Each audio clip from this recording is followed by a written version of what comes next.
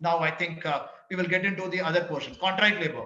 I think contract labor, that provision will be applicable if there are 50 or more contract labor.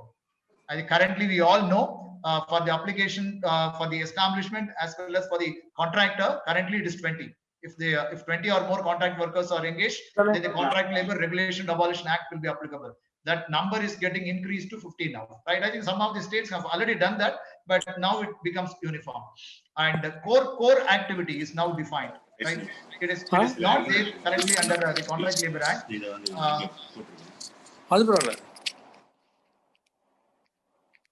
May I go ahead? Yeah. So the term core activity is now defined.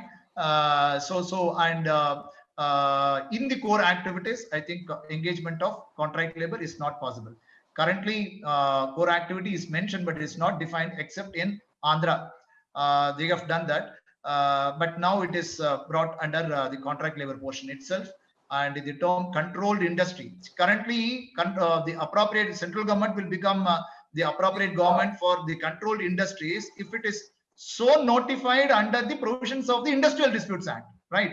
But now there is a kind of relaxation, so it is not necessarily under Industrial Disputes Act alone, under any central act. If some industry is declared as controlled industry, for them the appropriate government will be the central government for the purposes of occupational safety code. And the contractors having operations in multiple states may obtain common license from the authority specified by the central government. I think again this will definitely simplify, but I am not very sure about the feasibility, right? When we say contractor, again he is not independent. Contractor, the definition itself goes like this: contractor in relation to an establishment, right? But the contractor may work in different states for different establishments. But I am not very sure how one uniform common license can serve the purposes of multiple establishments, right? So I think we may require some clarity. Only then we can go ahead properly once the code is implemented. And contract labor definition we discussed, it excludes the persons who are regularly employed by the contractor, right? Only if he is very specifically hired and employed for a specific person, specific purpose job, only then they will be treated as contract workers. And we discussed again inclusion of contractor in the definition of employer. What exactly is going to be the implication, whether the responsibility will for anything and everything in respect of the contract worker will just stop with the contractor, or it will be a joint responsibility of principal employer contractor. I think that is still that confusion will prevail unless and otherwise some clarity is given.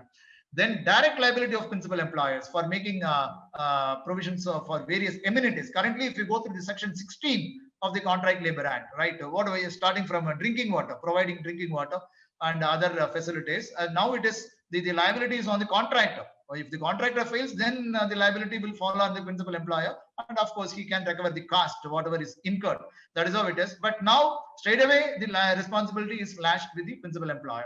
And workers from other states, even directly employed. So I think this is very important, not just the workers who are engaged through a contractor, but even if they are directly employed from another state, they will be treated as interstate migrant workers.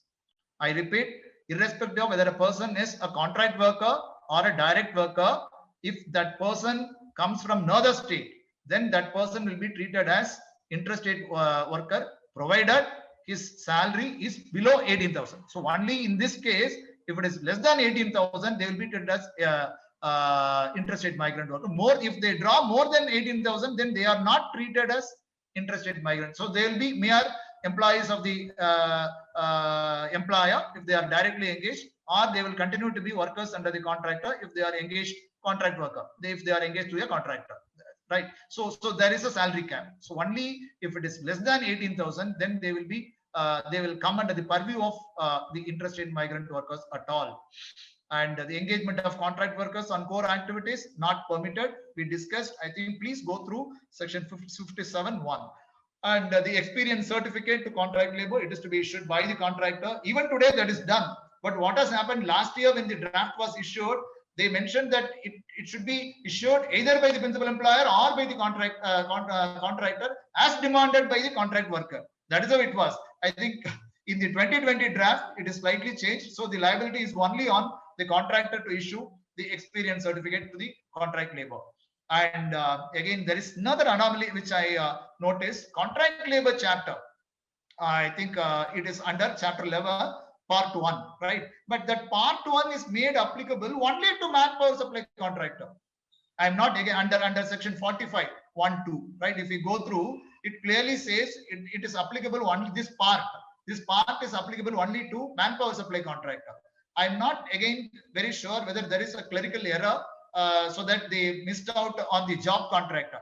Interestingly, under section 47, where the license is prescribed for the contractor, that includes both manpower supply contractor as well as job contractor.